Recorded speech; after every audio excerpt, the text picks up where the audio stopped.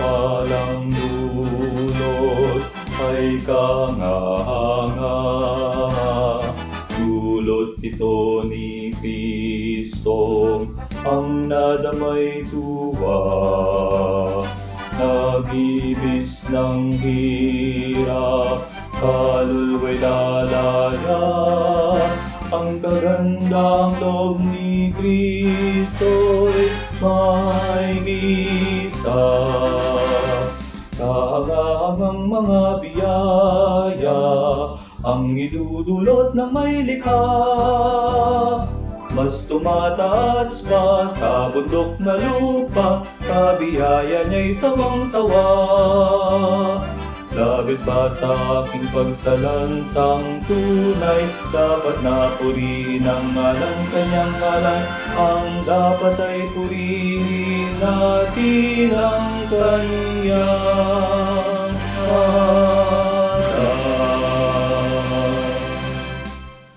Ang pagpapalang dulot ukol sa may sala, ang natamong biyaya at pagpapala niya. Sa taglay niyang pasanin, siya ay lumaya na. Ang kagandang loob ni Kristo'y may bisa. Kahangang mga biyaya ang idudulot ng may likha. Mas tumataas pa sa bundok na lupa, sa biyaya niya'y sawang-sawa. Labis na sa aking pagsalansang tunay, dapat na purihin ang ngalan, kanyang ngalan. Ang dapat ay purihin natin ang kanyang ngalan.